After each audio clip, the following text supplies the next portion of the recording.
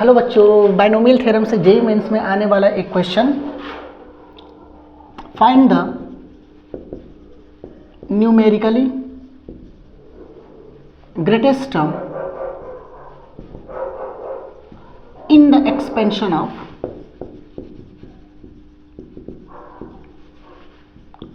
2 + 3x के power 9 when x is equals to 3/2। मतलब question ये कह रहा कि जब हम 2 + 3x के पावर 9 का एक्सपेंशन करेंगे तो इसमें सबसे जो ग्रेटेस्ट टर्म होगा वो क्या होगा, न्यूमेरिकली ग्रेटेस्ट टर्म क्या होगा। अच्छा, इसको कैसे सॉल्व किया जाता है, पहले इसके लिए फार्मूला डिराइव करते हैं कि फार्मूले में क्या है, कौन सा फार्मूला यूज करेंगे हम ग्रेटेस्ट टर्म को फाइंड आउट करने के लिए। अच्छा, इसको सॉल्व करने के लिए पहले हम एक फार्मूला डिराइव करते हैं, x + a⁴n। पहले हमें इसका क्या करना पड़ेगा, इसके एक्सपेंशन में हमें rth टर्म निकालना पड़ेगा। तो पहले हम क्या करेंगे, rth टर्म और r+1 टर्म देखेंगे कि क्या होगा। tr+1, so ncr x⁴n - r a⁴r, this is the general term, ये जनरल टर्म होता है। और एक लिखेंगे tr, तो tr को हम लिख सकते हैं tr - 1 + 1, -1 + 1 कैंसिल हो जाएगा। बोलो tr - 1 + 1 लिख सकते हैं, जैसे tr+1 यहाँ r था तो ncr था, r+1 मतलब r+1, इसको समझो ना, r है तो r+1 मतलब r के जगह पर r-1, तो क्या लिखा जाएगा, ncr - 1, ये r-1 x⁴n - r means n - r और a⁴r, r मीन्स r-1।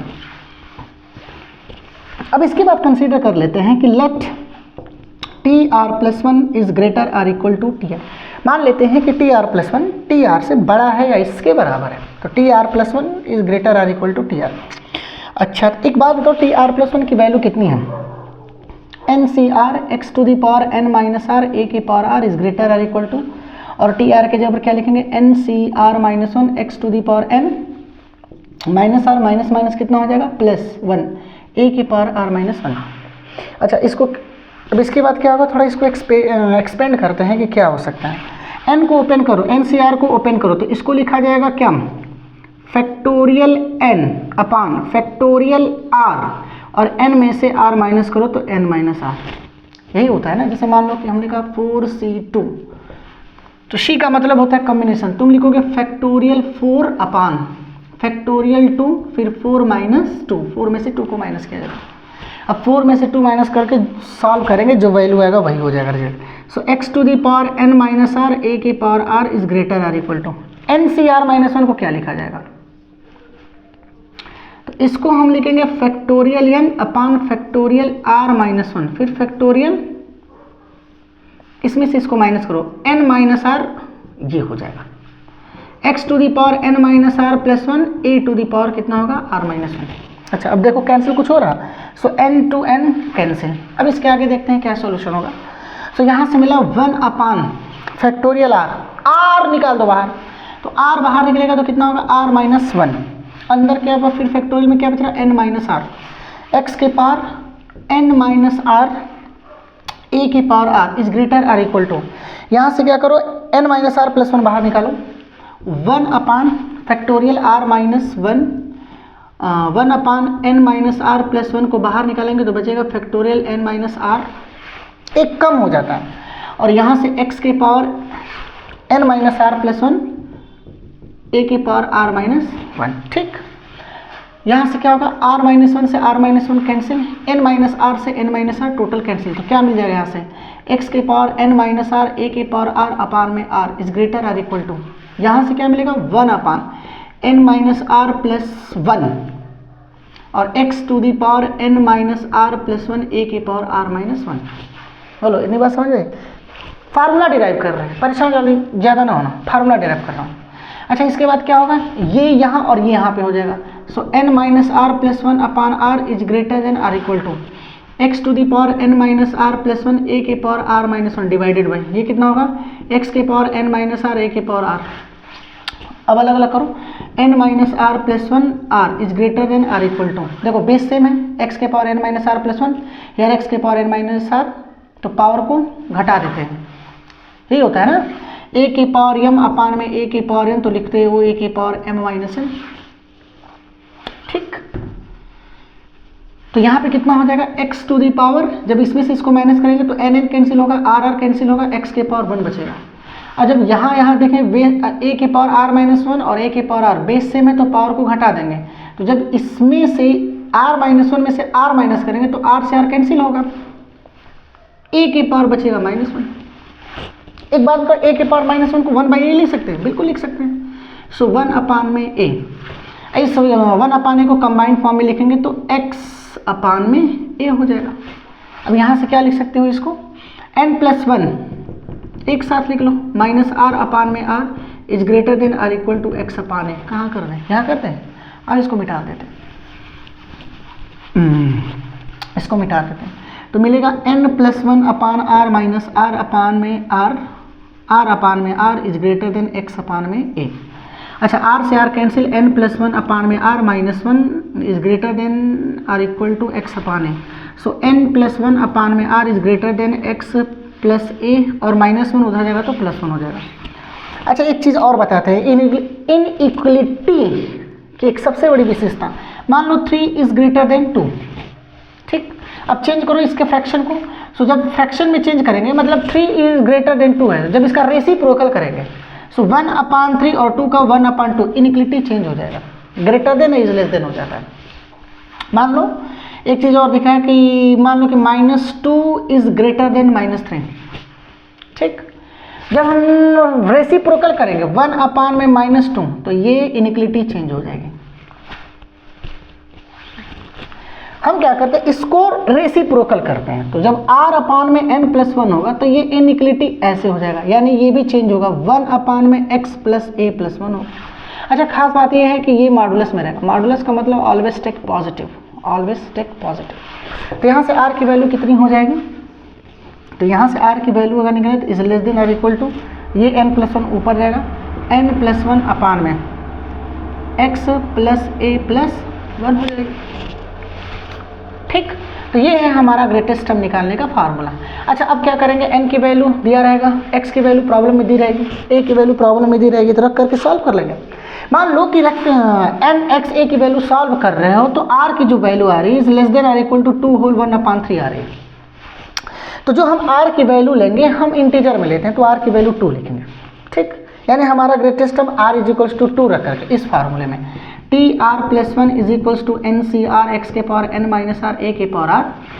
तो ग्रेटेस्ट टर्म निकालने के लिए r की वैल्यू यहाँ पे 2 रख करके सॉल्व करेंगे तो हमारा ग्रेटेस्ट टर्म आ जाएगा। बोलो, मेरी बात समझ में आ रही है। और अगर मान लो कि r की वैल्यू सिर्फ 2 आ जाए, 2 होल 1/3 ना दे करके सिर्फ 2 आ जाए, कुछ ऐसा, तब हमारा जो ग्रेटेस्ट टर्म होगा वो 2 भी होगा और 3 भी होगा, सेकेंड भी टर्म होगा। और सेकेंड टर्म का मतलब r का मान 2 रखेंगे और r का मान 3। जब यहाँ r का मान 2 रखेंगे तो 2 + 1 थर्ड टर्म होगा, और r का मान 3 रखेंगे तो 3 + 1 कितना होगा, 4 टर्म। तो 2 ग्रेटेस्ट टर्म होंगे, न्यूमेरिकली दोनों सेम होंगे। समझ में मेरी बात आ रही है? आओ सॉल्व करके दिखाते जो प्रॉब्लम दिए थे। तो जो हमारे सामने प्रॉब्लम थी वो ये थी कि 2 + 3x के पावर n, जहाँ x 3/2 था, इसमें रखो। सो r इज लेस देन, अच्छा एक चीज़ यहाँ पे ये x है और ये यहाँ पे a है। सो n की जगह पे ये 9 + 1 डिवाइड बाई x अपान है, x की जगह पर 2 अपान में a की जगह पर 3x + 1। अच्छा यहाँ पे मॉडुलस लगा देते हैं। So r is less than or equal to 9 + 1 कितना हो जाएगा 10, और x की वैल्यू यहाँ से 3/2 रखो। सो जब 3/2 रखेंगे 2 अपान में 3x, तो x की जगह पर 2 अपान में 3, x की जगह पर 3/2, तो 3 3 9 और 2 ऊपर चला जाएगा, तो 4 अपान 2 2 4 अपान 9 + 1 सॉल्व करो इसको। r is less than or equal to 10 upon 9 1 जा 9 9 4 13, और ये 9 ऊपर चला जाएगा, ठीक है ना, 9 एकम 9 9 4 13/9 होगा, वो ऊपर जाएगा।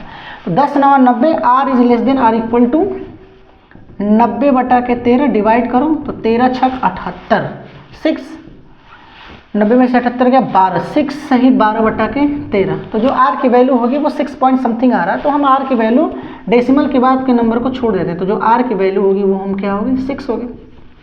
अब यहाँ r की वैल्यू 6 आ गई तो इस फार्मूले में रख करके निकाल देंगे। कौन सा formula, T R plus one N C R X के power N minus R A के पावर आर। एन की जगह पर क्या 9 सी आर की जगह पर क्या रखेंगे 6 और x की जगह पर क्या था 2 9 माइनस 6 और a की जगह पर 3x to the power r की जगह पर क्या 6। अब इसको सॉल्व कर लो 9c 6 और 2 टू दी पावर 9 में से 6 गया 3 एंड 3x की जगह पर क्या था 3/2 तो यहाँ पे 3/2 के पावर 6।